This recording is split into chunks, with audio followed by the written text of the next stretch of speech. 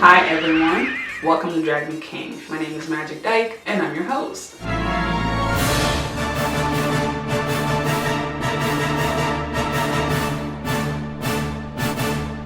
Welcome to Drag Me King.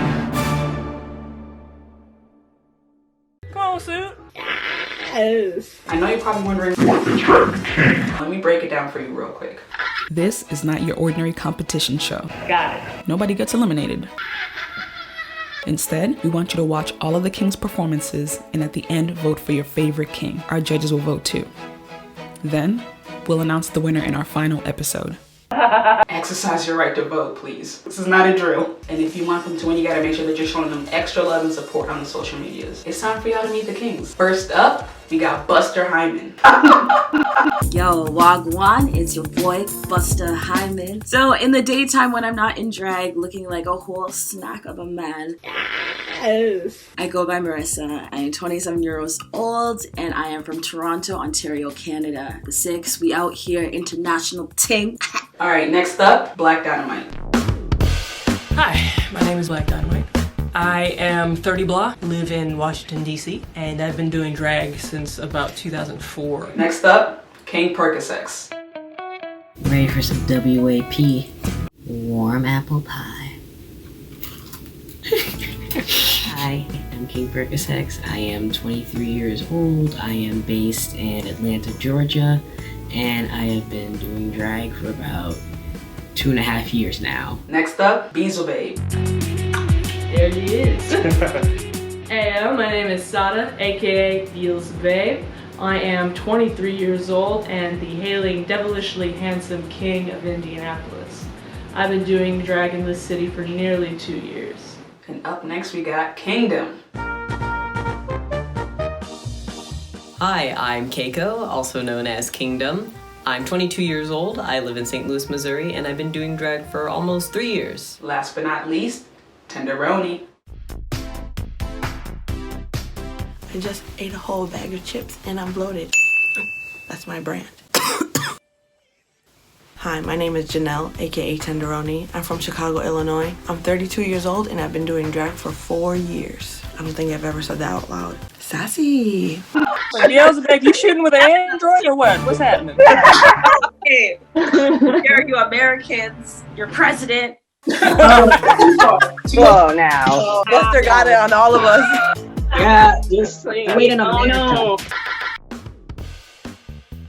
I kind of stumbled into drag by accident. I was helping out a friend with an act, and she needed a boy of some sort. How did you build that confidence as Blaq Dinamyte? I took images that I'd seen over the years, like the name is from another character. The coolness of the 70s and 70s persona, and Black people were like extremely hip in the 70s. My mother specifically was a child of the 70s and she would tell me, stories, and I've seen footage and like just listen to the music, like everything just sounds cool. I want to be as cool as those people in the 70s. I got started in drag by going to local shows and helping to produce my school's drag ball, and then being part of it the next time it came around. I'm part of a collective of drag artists, but we call ourselves the Clown Motel. We're not structured like your typical drag house or drag family. We're all a network. We put together shows together, we support each other, promo each other. We even did like some Black Lives Matter fundraising, and a bunch of us live together actually. I live with 4 other members. It came to be after just a general lack of diversity. We have very beautiful and very vibrant drag scene here in Toronto, but it's also very white. I grew up on dancehall, I grew up on soca, I grew up on like old school reggae. What's the difference between your drag persona and your normal day-to-day persona? My drag persona is definitely very much out there. It's the super mask, it's the super flirty, super adventurous, very sexual version of myself. So that would be the main difference, because I guess in my day-to-day life, I live a simple life. Buster is out here just stealing people's wives and boyfriends too. Right? So Buster is pan or bi or? He is a bisexual. Oh, okay, Buster Hyman. You busting everybody's. I first got into drag. My college had a charity drag show. And after the drag show, I didn't want to wait once a year to do drag, so I went to the city, just did whatever tip spot I can do, whatever open talent night I can do, and eventually I became relevant and now people keep me around. So how does your identity as a trans man affect your drag? It does a lot. I mean, I try a lot harder because one of the like excuses people would give as to why they wouldn't book drag kings is because it's like they're not putting in as much work as I do. I never want to hear that. I never want anyone to hear drag is easier because you're on HRT, drag is easier for you because you're already trans. I never want to hear that ever, because my transness doesn't make my drag easier. It should make my pronouns easier, but I still get called girl and she. So and the one thing it should make easier, it doesn't. Drag was always in my nature. Growing up, I knew what a drag queen was and who they were. One day as an adult, I had just asked, where are the drag kings? And I had to become what I couldn't see and what I needed.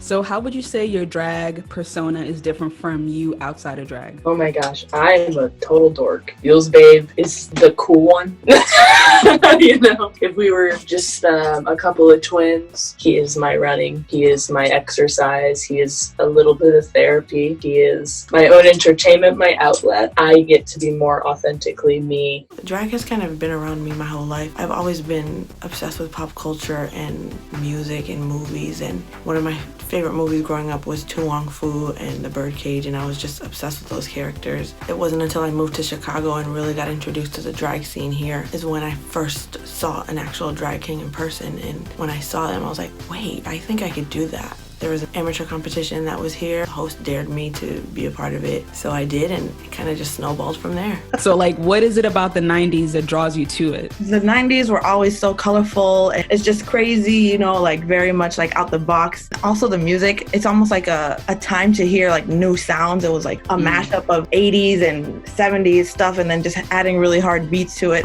I just really love how the 90s was just like the juxtaposition of all these different types of music, and then created like this really big like party theme type of stuff that I like. Oh my god. Oh my god. You did. This is gonna be fun or not. Why am I going to win? If I have a stage and I'm able to perform, able to show who I am to this world, I'm bringing a piece of my culture with it too, period. I guess that's exactly why I think I'll win. I bring something new. I bring the fact that I'm bringing my culture, both the fact that I'm a Canadian king and the fact that I'm Jamaican. I know how to talk the talk and walk the walk, period. So that's why I'll win. I'm going to win Drag Me King because I have the range and the versatility, and I have solidified my concepts and artistic vision into a performance that I'm proud of. I think I'm going to win because I gave it my best shot. Yeah! And also, I have an amazing manager, so I know I'm gonna win. But you know, wait, no, do. I got to meet a bunch of new performers and share the process that I use to do drag, and I get to see their process, and in that aspect, and then being exposed to a brand new audience, I feel like I've kind of already won. If I win, it's because of the support that has surrounded me throughout the project, and also because I'm going to bring it. Why am I going to win? Because I'm Tenderoni. No, that's stupid.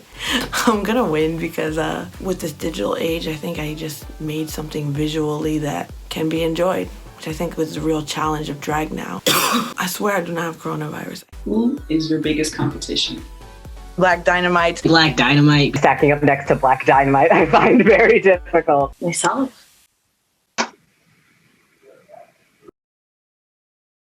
Do we have to give a legit answer? Probably Beelze Babe. I think. The little pieces of every king, I think, would be my biggest competition. Very diplomatic answer. I totally agree. The audience are going to already have what they want in their mind. That's why I said my biggest competition is myself, because I'm one of the newest kings here. I'm just competing with myself by producing the best that I can do amongst all you great, very talented, diverse other kings. I'm gonna say Blaq Dinamyte. Upon hearing that Tenderoni was going to be entering this competition, I had the thought, well, that's it for me. Don't count yourself out. This is like therapy. Look at y'all.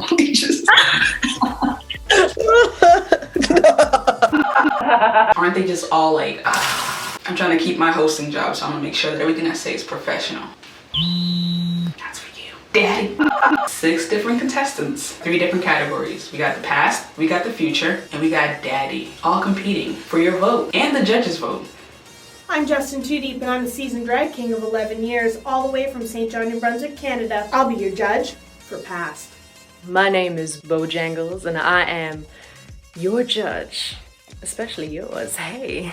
What it do, baby? It's your boy Cameron May. I'm excited to be one of y'all's judges. Y'all are gonna get to experience all of the things that it takes to become a king. So that's all the behind the scenes stuff, which you can catch on Patreon. Just us uncensored, uncut. Whether it's cut or uncut, it's lit. You can go both ways, man. You can click our Patreon link somewhere below here. The description box has all the things. Those are your kings. Who gonna come out on top? Tune in next week to see our version of the past. We gonna blast the past. It's gonna be super dope. Thank you for tuning into the very first episode of Drag Me King. I'm your host, Majic Dyke. Until next time, stay magical.